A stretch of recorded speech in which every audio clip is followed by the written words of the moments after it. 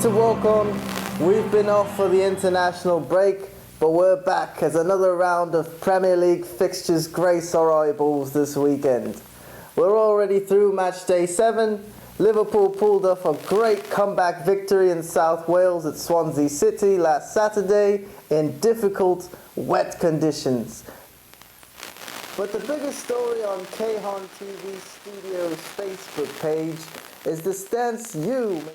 K, took last week towards non-Metallica fans, basically labeling them all to have some sort of defect and/or mental illness. K, now that I finally have a moment with you here on the air, would you like to take this chance to retract your statement? Really? That's the first thing you want to talk about? That's what we start the show with? Okay. You want to go there? You want to start putting words in my mind, in my mouth? Fine. No. I will not retract my statements. In fact, anyone who doesn't like Moth into Flame does have a mental illness.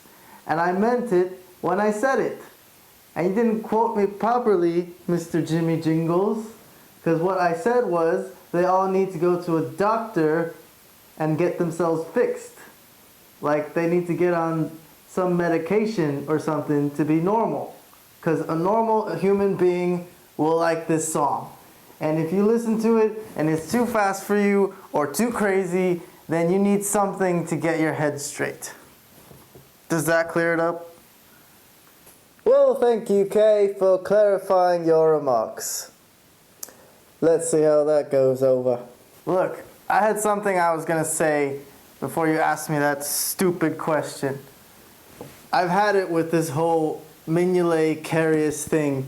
To me, this is an easy one.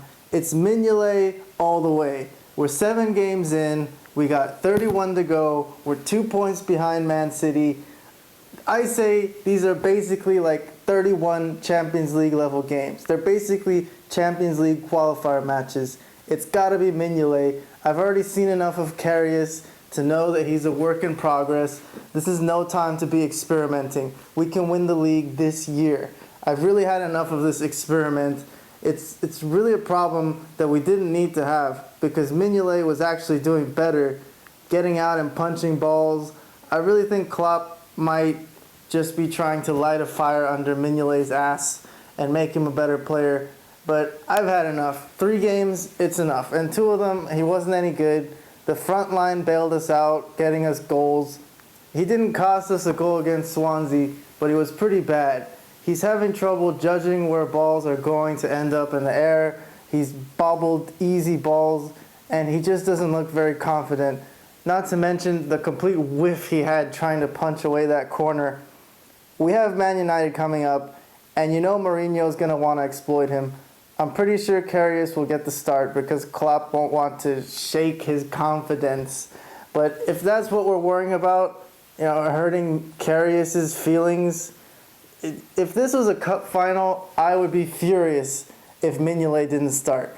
Admittedly, I never watched Karius in training or in preseason matches, so I don't know if he's just intimidated by the stage and the spotlight that's on him.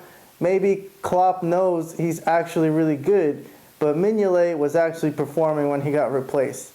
I'm sad for him. I really think he should be the keeper for this season, and it's unfortunate that he won't be.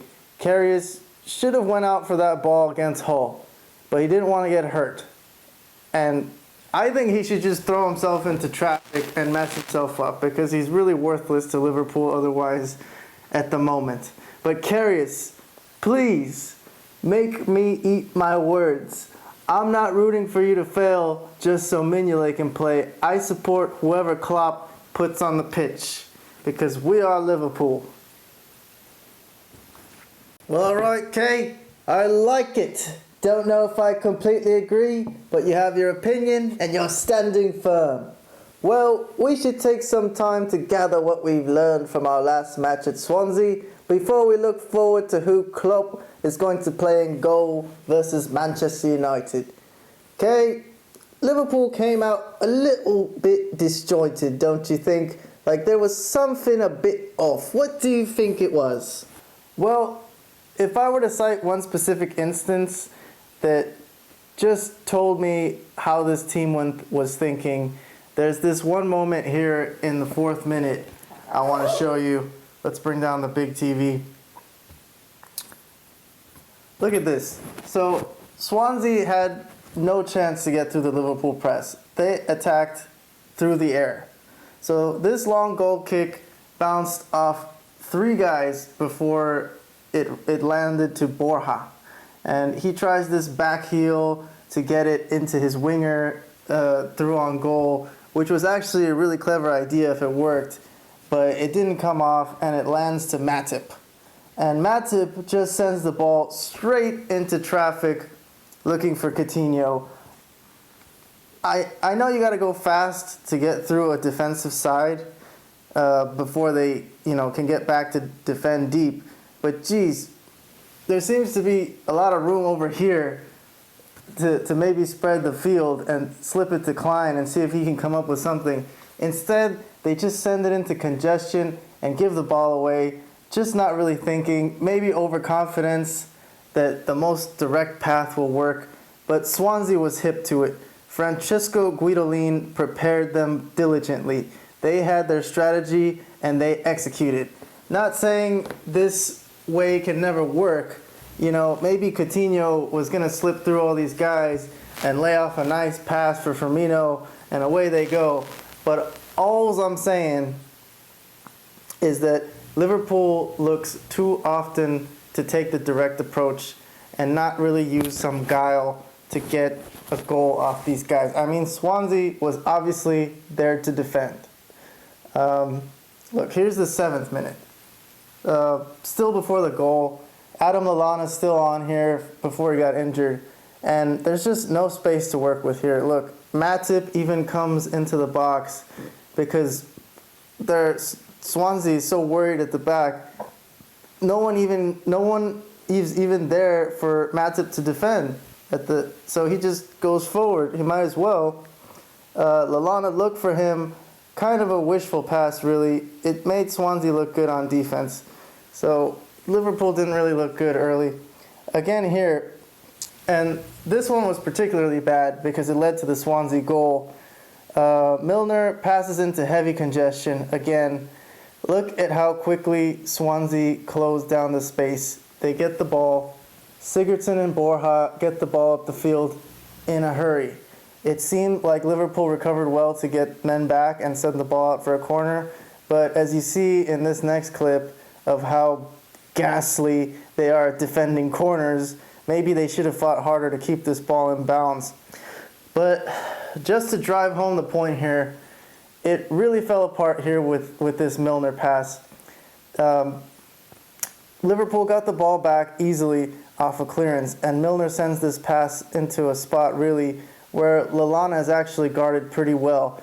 Like, what in Milner's head for that split second? What could he possibly thinking? Like, what is in his imagination that could happen to make this play work? Like, I really wish I could ask him. Does he think Lallana is gonna fight off these 3 guys right here, and then send a back heel pass to the next run or something? Like, if that's what he thought was gonna happen, okay. But I don't see that from there. It's just not a good spot to send the ball, and it's just the first thing he saw, and he sent it there. And look, it's okay to try risky passes like this, but it really should have a payoff. Like, if you pull off this pass, it will lead to a real strategic advantage. And even if Lallana won this pass, he is at no strategic advantage right here with 3 guys around him. And also, if you're going to try a pass where you could probably lose the ball if you don't pull it off, you better have some backup at the back for the counterattack. And the way Liverpool reacted to this, they acted surprised that they lost the ball. And then they had to desperately scramble to get back and send the ball out for a corner, which, as we now know, led to the goal.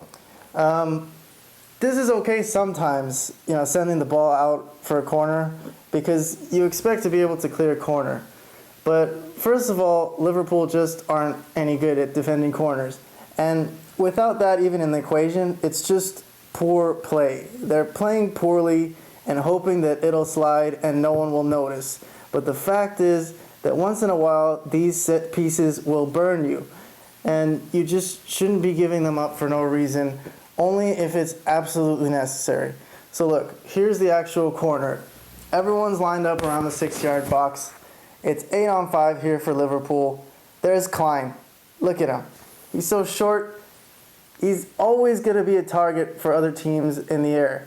And he should always have help. Milner is with Fair, sort of. He's hardly really sticking to him. Matip really should be the one helping Klein.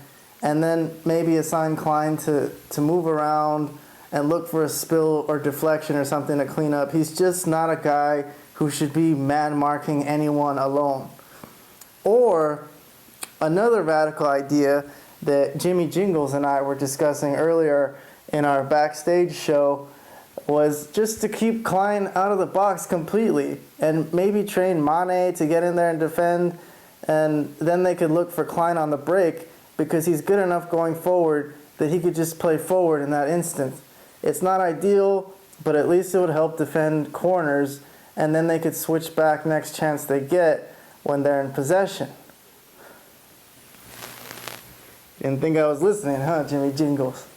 So Lovren actually defended all right. He was on Van der Horn, but the header was given too much time and space.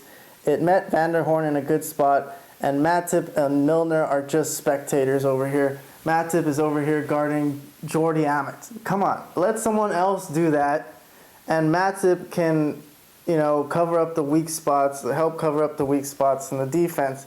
Lallana could have covered there, and Henderson's over here doing nothing. He could have, with the numbers they had in the box, the marking's just off. It's awful defending, and they really have a problem here in set pieces, but at least we know who they're targeting, and we can try to think of ways around it. And I'm sure Klopp is aware of that, and he will think of something to counter that for the next match. But look, it's Klein. Look who's next to Klein. Look who's next to him. Firmino. Firmino's next to Klein. Talk about a weak spot in terms of height. Sigurdsson's taking the corner. He saw this and used it, and a goal came from it. But really, there was just no hunger to defend this goal line, just hoping that someone will get it out so they can be on their way the other way. Left too many people too open, too many weaknesses to be exploited. But it wasn't all bad for Liverpool.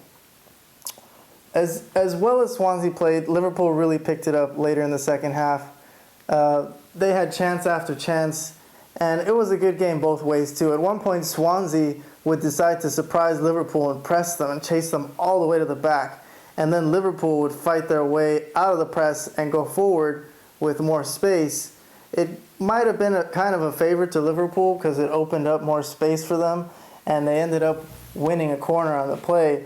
But it was really an incredible managerial performance from Francesco Guidolin on what turned out to be his last game in charge of Swansea, which is kind of unfortunate in my opinion. But the powers that be probably made their decision to hire Bob Bradley long before this match. So I don't think even a win would have saved his job. But his team really gave Liverpool a run for their money. They could have pulled this off, had a couple of things gone their way. They were unlucky not to have gone 2-up in the first half. And then we might have seen Burnley all over again. Borja had a chance that, with his header early in the game that Llorente might have finished if he was playing. That could have totally changed the complexion of this game. But like I said, Liverpool fought hard as well.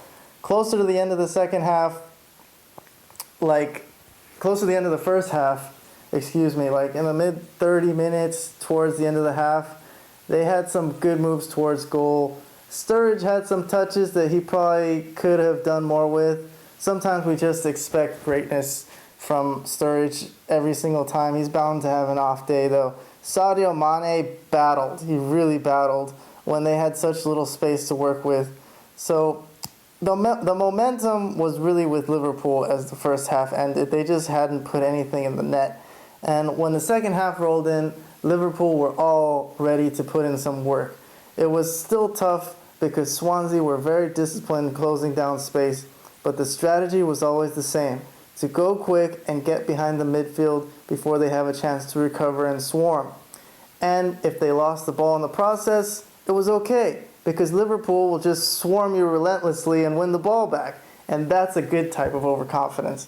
When I mentioned earlier that they were going too quick because they were overconfident, I just want to clarify that it's okay for them to run their plays quickly and with haste. It's what they're supposed to do, really, with the really small amount of room they have to work with. But there's a difference between mindlessly just passing to the first guy you see and giving it a tiny bit of thought. There still has to be some cunning and guile, because remember, there's a great team on the other side too, who are intelligent and know what you're trying to get at. That may seem so basic, but I really think that's what goes wrong with Liverpool when they aren't playing well. Just the mentality and reminding themselves of these simple things could make all the difference. But like I said, Liverpool were far improved going into halftime, and after the break, you really felt they were going well enough that they would eventually get a good chance to score. They were pressing relentlessly, getting chance after chance, winning the ball back at will. A little bit of luck fell their way with both goals, actually, but they made their own luck with the amount of energy they were using and chances they created. The pressing game is really starting to be relentless, and I want to give a particular shout out to Philippe Coutinho, whose contribution on defense, winning balls, has gone through the roof under Jurgen Klopp. He took Lallana's spot in the middle after he went off with his groin injury, and it took a little while for Coutinho to adjust to that role, but he was tremendous. I mentioned in the last show that Coutinho took that role from Lallana for a few minutes in the game against Hull, and for me, it made me think about who would play there if Lallana ever went down, and Coutinho is perfect for it. Lallana has been playing really well in that position, though, or else I would have said we should just leave Coutinho there, but big ups to Coutinho. The goal finally came for Liverpool off a set piece, but I would want to talk about the play right before where they won the free kick, because this was actually really, really good. Lucas Fabianski's clearance from the back was poor because they knew the press was coming. They hoof it up and lose the ball. The throw-in quickly turns into a 1-2 with Mane and Firmino, as Mane was more back here, and he gets the ball to Firmino, who lays it back to him. And voila, here we are. Finally, it took over 52 minutes, but Swansea lost concentration for literally a split second and let Liverpool into the space between the defense and midfield. It was really what they were protecting from the entire match, and Swansea had a lapse of concentration, and Liverpool took advantage of it. And the Swansea players knew they messed up and that they were in trouble, so they just decided to take the foul right there. Liverpool really deserved to score off this free kick because they probably would have had a really good chance on goal if there was no foul. So Coutinho's free kick bounces off the wall, and Jordan Henderson pulls off this really clever pass over the top. He sees Jordi Amat is playing Firmino onside and has a moment to get that pass in before Amat rejoins the offside trap. Again, it was a split-second decision, but a good one. Firmino gets behind the defense, that is, and finishes off the wide-open header with the side of his face. Good stuff all around, especially from Henderson, to see this so quickly. And of course, the finishing from Firmino to put it on goal in a good spot. Wonderful goal. It looked like Liverpool had plenty of time to get another, as there was 35 minutes to go at that point. But the next 25 minutes saw some extremely vigilant and desperate defending from Swansea. Liverpool were coming forward again and again, really showing Swansea who was boss on their own home turf, hunting them down in packs, winning the ball back at will.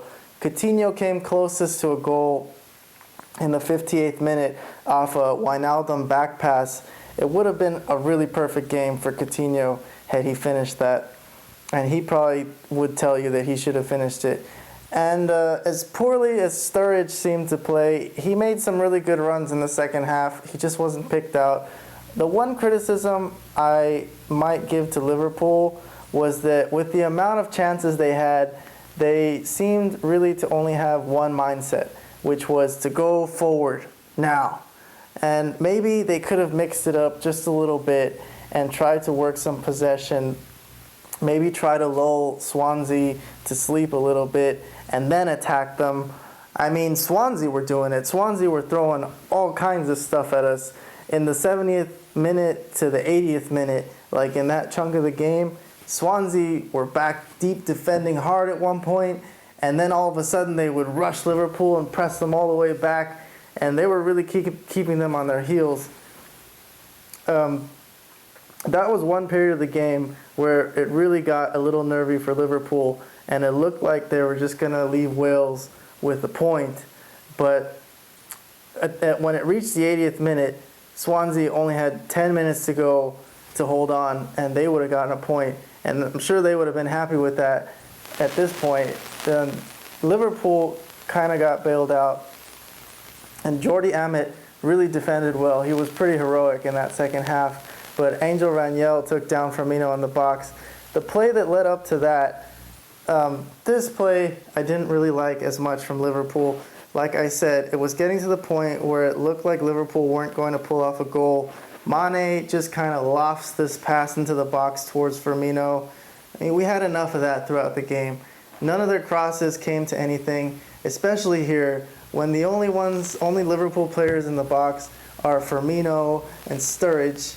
It's not your usual aerial threats. Swansea were happy to concede this to Liverpool as they were all back and waiting for the referee's whistle to end the game. But luckily, for Liverpool fans that is, the ball bounced around the box and Liverpool got bailed out by a bad foul in the box. Milner put the penalty down the middle and the goalkeeper guessed wrong. So Milner's 4 for 4 now, and he is the team's spot kick taker. It looks like no Liverpool player will argue with that. Lastly, on the very last possession, literally the last possession of the game, Swansea sent numbers forward, and Liverpool really dodged a bullet as Angel Raniel's cross found Van der Horn completely. He was completely unmarked, and he put it wide. I would say that overall, Liverpool deserved to win because of their mentality going forward, but Swansea were a very disciplined team, and you could make a case that they deserved at least a point in this game. And like I said earlier, and was displayed in that last possession that you saw, Liverpool were just poor at times. There's no other way to put it. They were just poor, and they were hoping that it would slide and they would get away with it, which they did. But they don't want to be, building bad habits like that, because they're going to end up giving up a lot of goals by the end of the season. The one positive for Liverpool, though, is that they really showed that they can grind out a win when they don't play their best. It was a tough game against a manager with his back against the wall, and they pulled out all the stops. They were prepared, and Liverpool were caught off guard by that. But the fact that they came out of it with 3 points means that it was a success. The points are all that matter. I would rather play poorly and win than dominate and lose. But there was a period of the match where Liverpool did look dominant, which was after they scored and they were looking for the second one. And they were kind of lucky that Swansea wasn't just trying to kill off the game. I mean, Swansea really came to play. These weren't your old Jose Mourinho park the bus tactics. They were ready to play, as Hope Solo would say, not like cowards. But this is why we watch English Premier League. It's not the best league, but it's the best to watch. Honestly, Swansea pulled out all the stops for this game. They could have been a little weaselly and tried to start killing off the game a little early and get out with a point.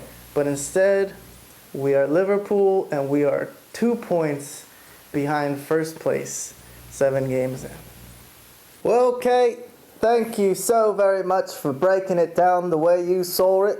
But we have to take a quick break. We'll be back to wrap up our thoughts about Swansea game before we start looking forward to Manchester United.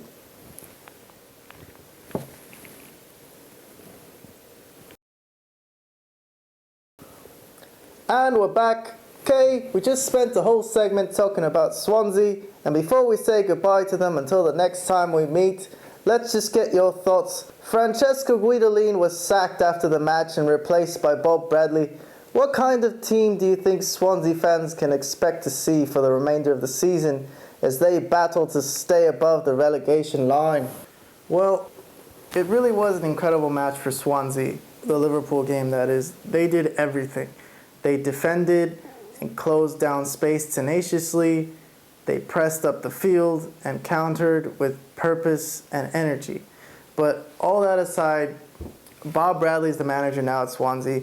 And I hate to have to break it to you, Swansea fans out there, but you will get relegated this season due to this appointment. I've seen Bob Bradley manage with the United States men's team. The U.S. never really have too tough a schedule going through CONCACAF qualifying, so the record might state that he has a decent win-loss percentage, but that doesn't tell the whole story. I think with the Bob Bradley hiring, the Swansea faithful can prepare to see some average, non-creative, possession-based football, and I don't think it's going to cut it. They will not make it to next year's Premier League roster.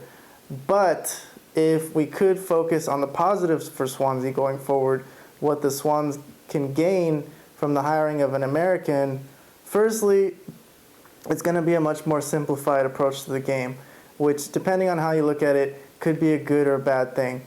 For Swansea, maybe they need to look at the game more simply in terms of just getting goals and getting points. But secondly, and more importantly, they get that American determination. I mean, Americans still think they're the best country. So it's remnants of the 1950s economic revival after World War II. But regardless of the economic shambles the United States finds themselves in, they will continue to see themselves as the #1 world powerhouse. And with that comes a huge ego and an astute determination to be #1, even if they aren't anywhere near that. So Swansea will approach games with an eye to win. For Americans and soccer, it means more preparation on set pieces and taking a lead and then holding on for dear life. All the best of luck in the world to Swansea, but I don't think this will save them.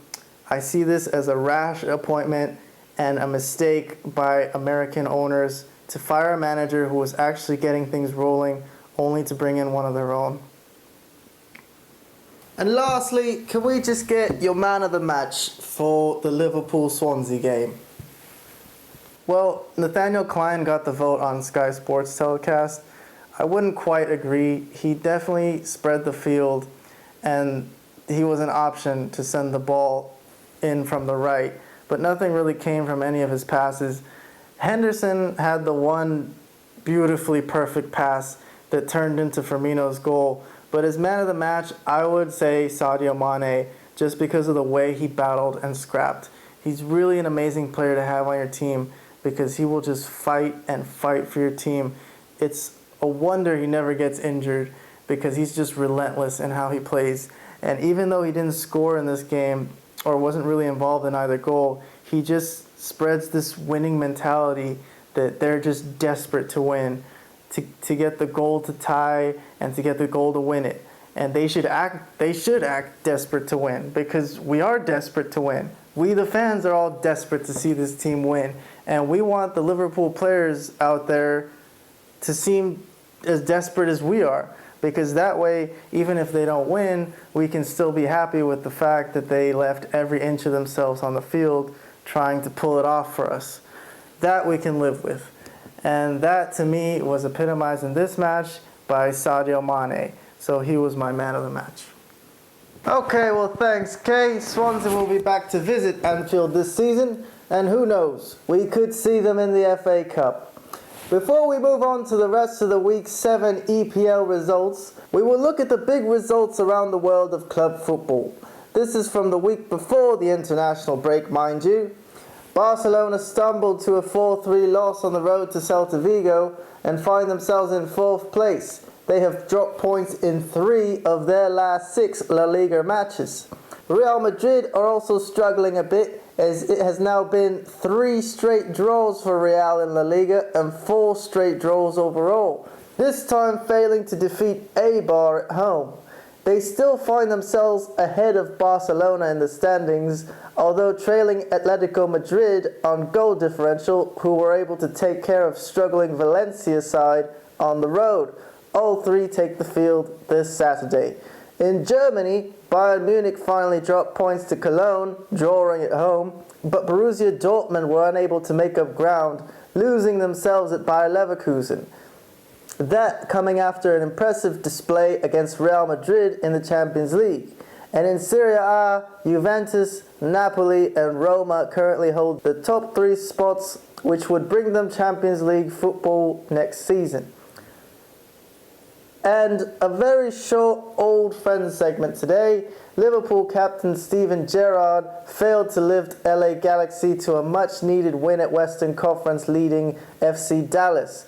LA looked an old team, tired side, who struggled to keep up with the pace of the Dallas counter. Gerrard also was clean through on goal with the Dallas goalkeeper in the 18th minute and put the shot across the face of goal and wide. Gerrard, just his 2nd game back after struggling with hamstring injuries, looks like he's still working back to full fitness, while Galaxy find themselves on the outside looking in with only 2 regular season matches to play, and one of those 2 first-round bye spots looking more out of the question. Galaxy will now face a single elimination wildcard match, a replay of the situation they were trying to avoid, as last season saw them eliminated in the very same round away at Seattle Sounders. Well, now that we've taken care of that, when we come back, we will look at what happened with the other English Premier League top 4 hopefuls and get a preview of the upcoming match against Manchester United.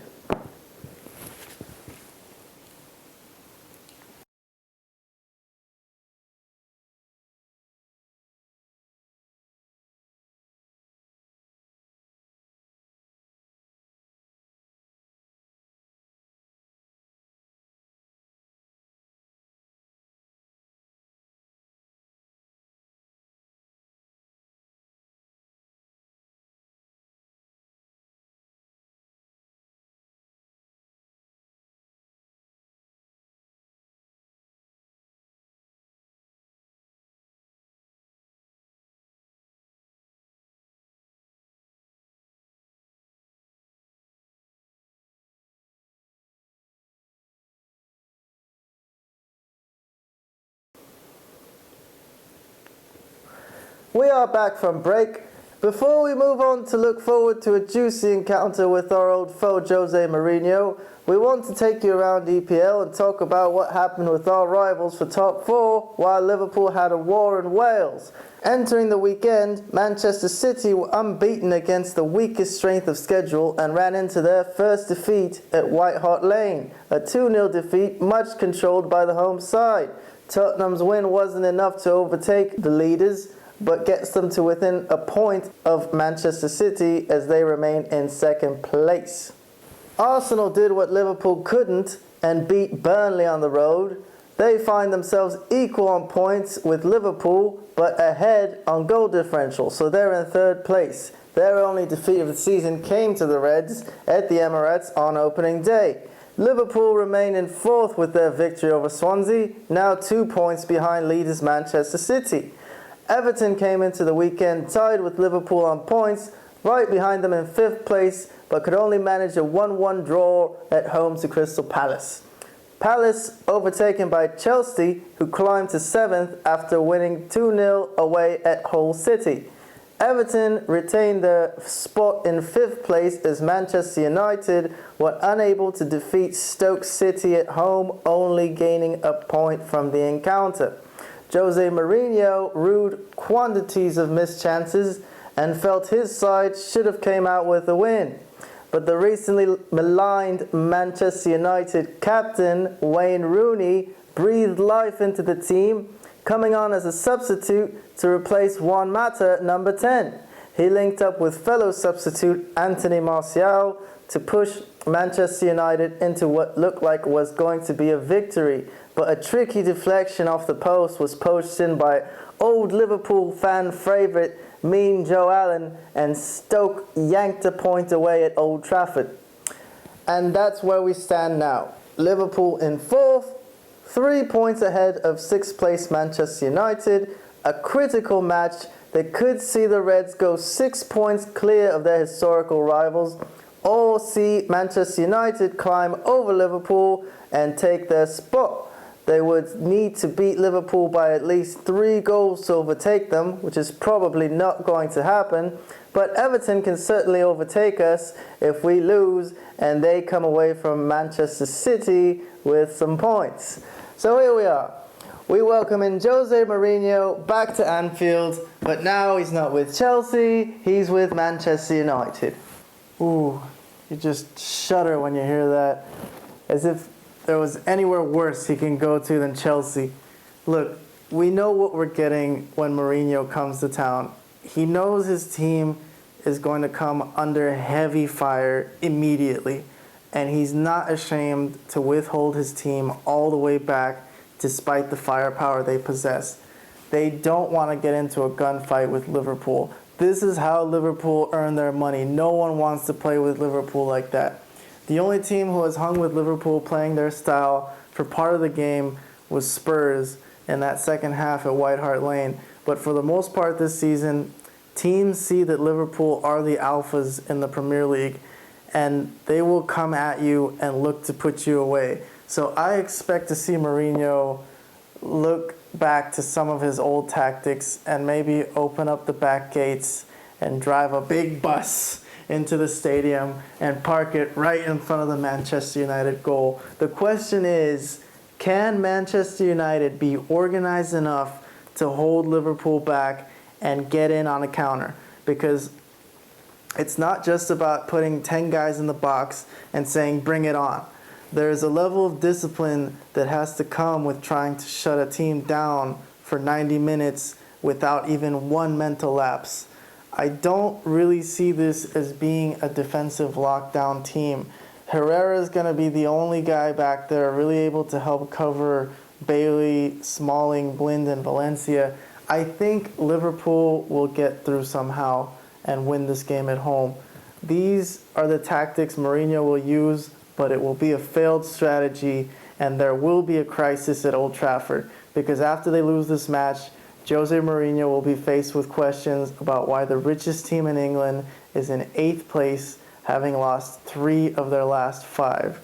And after he brought in all the players he's wanted to bring in with literally unlimited funds at his disposal. A problem they have at the moment is how can they get Pogba and Ibrahimovic working with each other, and for them to get the most out of each other and the team to get the most out of themselves. But Pogba needs to be further up the field, and he needs to pick out some goals either for himself or for Zlatan. They seem very much a group of individuals at the moment, which is understandable because they are a bunch of new superstar players who've only had 7 games together. The 2 questions are, can Manchester United be a cohesive team that use each other to make each other's lives easier, which I think is going to come with time. But the more important question for this particular game is whether or not Manchester United can be disciplined enough to keep Liverpool at bay and try to steal some goals.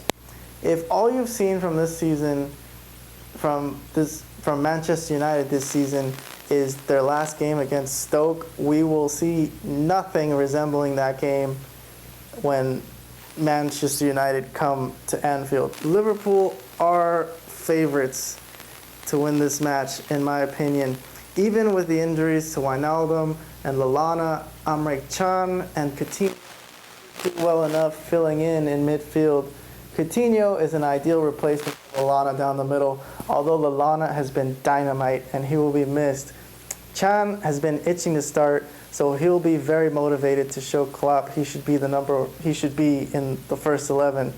But you gotta be wary, because Zlatan, Pogba, Juan Mata, this team has a lot of options going forward, so they can score. Liverpool will have to be disciplined themselves, and it'll be interesting who gets assigned to Zlatan Ibrahimovic. It'll probably be Lovren because of his height and speed. It'll be a battle, but I expect to see Liverpool come out on top. Klopp will get across to this team what this game means to the table. I mean, it's been a very good start to the season, but these are the type of games they need to win at home. It's a rival hoping to snipe one of those top 4 Champions League spots, and Liverpool are the better team. They need to put Manchester United down now and lay claim to that spot and make Manchester United look up at them for the rest of the season. Well, thank you very much, Mr. K. Definitely should be an interesting game. Monday night, that one will be played. We've sent our travelling correspondent, Ahmad Ekaluk, to Manchester to find out what he can expect from Manchester United. Ahmad, it's good to have you back with us. What have you got? Yes, Ahmad Ekaluk here. You like my Jimmy Jingle glasses? I figured to look cool like the Jimmy Jingle. But listen, this is the week. We are here in Manchester, and I am here in Old Trafford. The media credential you're giving to me not working, but it's okay. There was no way I was not getting into Old Trafford today. For sure, I do anything. I pay food delivery man, and I sneak in with food delivery people. So big fucks to you, Manchester police. Okay, Ahmad, good work. So what did you learn after you put yourself through all of that? Okay, I have inside information. I talk with groundkeeping people here in Old Trafford. They saying the big problem for Manchester United is the same problem England nation team having. Why Rooney is still captain if he not going to play? There is no leadership on team. Mourinho will no longer start Wayne Rooney because he cannot play wings or holding midfield. But with so many new players, they need good player with winning mentality to lead this team. And until Wayne Rooney step down as captain, they will have captain who will be sitting on bench. Well, Ahmad, what do you think is going to happen? Do you see this being resolved for them anytime soon? Well, it is not problem Jose Mourinho is thinking much too much at the moment. He is expending whole week telling his players where to protect David De Gea from onslaught they will be receiving from Liverpool front 5. But it does not look like this problem will be solved for this season because Wayne Rooney will not give armband to nobody. And Jose Mourinho no feeling that he is powerful enough in Manchester yet to take armband from him. So it could be big problem for Manchester this season, especially if they miss Champions League. Somebody could have head cut off. Well, Ahmad, I don't think they do that in England, but media crucifixion is definitely on the table when you're talking about a top English side. Well, thank you very much, Ahmad. Very good report, actually. Interesting inside information. Well, okay, all things considered, all that's happened this week, it was a good show. Next week we'll know whether or not we beat Manchester United, and look forward to West Bromwich Albion's visit to Anfield next Saturday. We will see you then, and oh you funny people, please keep being funny.